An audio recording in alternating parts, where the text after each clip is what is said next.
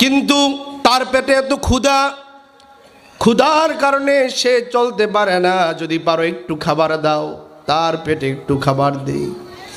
ফাতেমা চোখের পানি ছেড়ে দিয়ে বললেন, আজ কয়দিন হয়ে গেল আমাদের ঘরের চুলায় আগুন জ্বলে না। তবে দাঁড়ান, আমার ঘরের মধ্যে একটি রুমাল আমার বাবা উপহার দিয়েছে। ওই রুমালটা বাজারে বিক্রি করে যা কিছু পাওয়া যায় ওই হাদিয়াটা এই নও মুসলিমকে দিয়ে দিয়ে।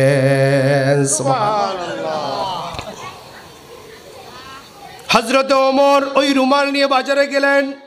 মদিনার বাজারে কেউ তো এই রুমাল কিনে না। বাজার ভেঙে যাচ্ছে এমন সময় ওই কাঠুরিয়া বাজারে হাজির হয়ে গেল। কাঠুরিয়াও গরিব মানুষ, চিন্তা করলো কম দামে যেহেতু পেয়েছি রুমালটা কিনে নিয়েই যাই। রুমালটা কিনে নিয়ে গেলেন। বাড়ি তিনি স্ত্রীকে উপহার দিলেন, ধার্মিক স্ত্রী। স্বামী যদিও কম দামি জিনিস স্ত্রীকে দেয়, যারা ধার্মিক স্ত্রী, আল্লাহওয়ালা স্ত্রী, স্বামীর পক্ষ থেকে যা পায় তাই তারা মাথা পেতে নেয়। স্বামীর দেওয়া উপহার চুমু দিয়ে আলমিরার মধ্যে রেখে দিলেন, সাজায়া তাকের মধ্যে রেখে দিলেন।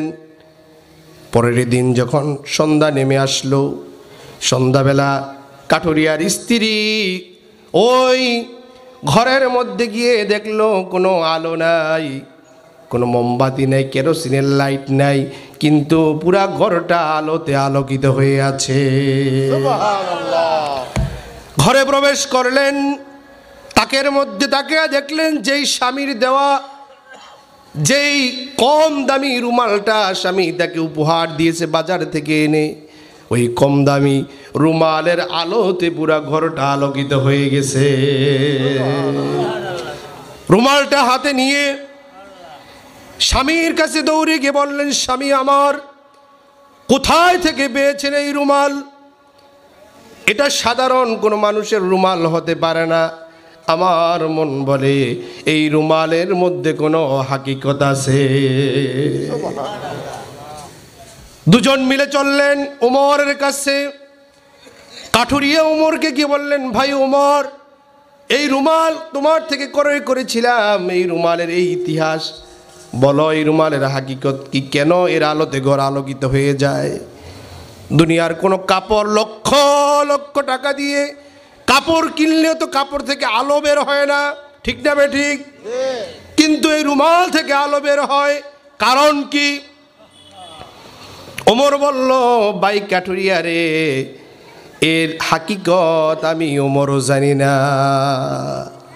চলো এই রুমাল নিয়া রসুলের মেয়ে ফাতেমার কাছে যাই। ফাতেমার ঘরে গেলেন। ফাতেমা বলল, এই রুমালের হাকিকত আব্বা ছাড়া আর কেউ জানে না। আল্লাহর নবীর কাছে গেলেন। রসুলে আরবি সাল্লাল্লাহু আলাইহি ওয়াসাল্লাম বসে আছেন।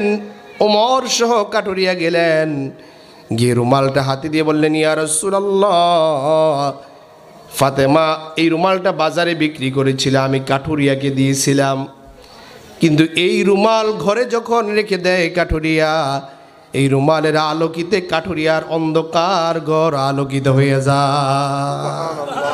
ইয়া রাসূলুল্লাহ, ইয়া হাবিবাল্লাহ, ও আল্লাহর নবী, আপনি দয়া করে এই রুমালের হাকিকত বলে দেন। আল্লাহর নবী বললেন, ওমর রে, তুমি তো জানো আমি রাসূল একটা সময় বিবাহের পরে শিল্পপতি হয়ে গিয়েছিলাম, কিন্তু সব আল্লাহর রাস্তায় দান করে আবার দরিদ্রতার জীবন বেছে নিলাম। একদিন হঠাৎ করে আমার ছোট্ট মেয়ে ফাতেমা আমার কাছে এসে বলতে লাগলেন, আব্বা, পাশের বাড়িতে বিয়ের দাওয়াতে যাব, কাপড় দেন। আমি রাসূল কোথায় থেকে কাপড় দিব? আল্লাহ রব্বুল আলামিন আমার মেয়ের জন্য জান্নাত থেকে জিব্রাইলের মাধ্যমে এটা পাঠিয়েছিল। কাঠুরিয়া জবান দিয়ে একত্রে বলে ফেললেন, ইয়া রাসূলুল্লাহি, যেই মানুষ দুনিয়াতে থেকে জান্নাতি কাপড় দুনিয়ায় আনতে পারে তিনি যে নবী, কোনো সন্দেহ নাই, কোনো সন্দেহ নাই। ইয়া রাসূলুল্লাহি ইয়া হাবিবাল্লাহ, আপনি আমাকে পড়াইয়া দেন লা ইলাহা ইল্লাল্লাহু মুহাম্মাদুর রাসূলুল্লাহ। প্রিয় ভাই সব, রসুল বললেন কাঠুরিয়া রে, তুমি আর তোমার স্ত্রী যেহেতু কালেমা পরে মুসলমান হয়ে গেছ, যাও এই রুমালটা তোমাদেরকে আমি হাদিয়া দিয়ে দিলাম। তবে এই রুমালের হাকিকত হলো আল্লাহ রব্বুল আলামিন এই রুমালটা তোমার জন্য এই জন্য বরাদ্দ করেছেন, আমার মেয়ে জান্নাতি রমদীদের সর্দারিনী ফাতেমা যখন জান্নাতে যাবে, দুনিয়ার এমপি মন্ত্রীদের চলার জন্য গাড়ি আছে, আছে না নাই? জোরে বলেন আছে না নাই? আমার ফাতেমা যখন জান্নাতে যাবে, তারও একটা গাড়ি আল্লাহ পাক দিবেন, সেটার নাম হলো জান্নাতি বাহন। ওই জান্নাতি বাহনের গলার মধ্যেই রুমালটা দিয়ে বেঁধে বেঁধে তোমার স্ত্রী ওই জান্নাতি বাহনটাকে টেনে নিবে। দুনিয়ার মধ্যে গাড়ির মধ্যে ড্রাইভার লাগে কিনা বলেন? জোরে বলেন, ড্রাইভার লাগে কিনা? কিন্তু ওই প্রাণী চালানোর জন্য যিনি ড্রাইভার হবেন, তিনি রশি নিয়ে আগে আগে টানবেন, পিছনে ফাতেমা ওই বাহনের পিঠে বসে জান্নাতে যখন ঢুকবে। এবার বলেন, যিনি রশি টানছে তিনি আগে ঢুকবে না যিনি পিছনে বসা তিনি আগে ঢুকবে? যিনি রশি টানে। তাহলে যদিও কাঠুরিয়ার মেয়ে রশি টানবে, কাঠুরিয়ার স্ত্রী রশি টানবে, কিন্তু জান্নাতে ফাতেমার আগেই যাবে। লিল্লাহ তাকবীর। আল কোরআনের আলো, আল হাদিসের আলো, আমার বন্ধুগণ, এই জন্য আল্লাহর বন্ধু হওয়ার জন্য আজকে 10টা পয়েন্টের মধ্যে থেকে 5টা কইলাম। 1 নম্বরে হলো ঈমান। 1 নম্বরে কি? ঈমান। আরেকবার বলেন, 1 নম্বরে কি? ঈমান। সবাই বলেন ঈমান, জোরসে বলেন ঈমান। 2 নম্বরে নামাজ, 2 নম্বরে নামাজ, জোরে বলেন নামাজ। 3 নম্বরে রাসূলের সুন্নাত, 3 নম্বরে রাসূলের সুন্নাত, সবাই বলতে হবে রাসূলের সুন্নাত। 4 নম্বরে পিতামাতার অধিকার, 4 নম্বরে মা বাবার খেদমত, 5 নম্বরে পর্দা। কয়টা হলো? জোরে বলেন, কয়টা হলো? এবার আমি বললে আপনারা বলবেন, আমি নাম্বার বলবো আপনারা বলবেন। 1 নম্বরে কি? ঈমান।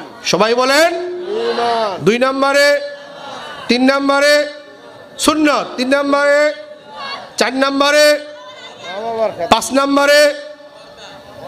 এই 5টি বিষয়ের উপর আমল করার তৌফিক আল্লাহ দান করুক, আমিন। জোরে বলেন আমিন। সম্মানিত হাজিরিন, এই মাহফিলে আসতে পেরে আপনারা খুশি না বেজার? খুশি না বেজার? আওয়াজ দিয়ে বলেন আলহামদুলিল্লাহ। আরেকবার বলেন আলহামদুলিল্লাহ। আজকের মাহফিল আল্লাহ পাক কবুল করুক, বলেন আমিন। এই মাহফিলের যারা অক্লান্ত পরিশ্রম করেন, বিশেষ করে মাহফিলের জন্য নাসির ভাই, এরপরে দেলোয়ার মিজি, জহিরুদ্দিন সহ, জহিরুদ্দিন কাকা সহ, ইব্রাহিম মামা, সাকিব কাকা সহ যারাই এই মাহফিলের, দেলোয়ার মিজি ফুফা আছেন, এরপরে মাহফিলের সভাপতি, আজকের মাহফিলের সুযোগ্য সম্মানিত চেয়ারম্যান জনাব ইউসুফ জুবাইর শিমুল চুকদার সাহেব মামা সহ যারাই এই মাহফিলের জন্য অক্লান্ত পরিশ্রম করেন, খাটেন, আল্লাহ তাআলা সকলকে এই মাহফিলের উসিলায় নেক হায়াত দান করো, আমিন। জোরে বলেন আল্লাহুম্মা আমিন। এই মাহফিল এই ময়দানে কিয়ামত পর্যন্ত হোক, চান কিনা? ইনশাআল্লাহ। মাহফিল হলে লাভ আছে। এই মাহফিল হলে আজকের মাহফিল থেকে এলাকার কবরবাসীদের জন্য দোয়া হবে, হবে কিনা? মাহফিলের আজকের প্রধান বক্তা আমার সুযোগ্য সম্মানিত উস্তাজ। আমি আমার ছাত্র জীবনে আমার এই উস্তাজ থেকে সবথেকে বেশি পড়াশোনা শিখেছি, সবথেকে বেশি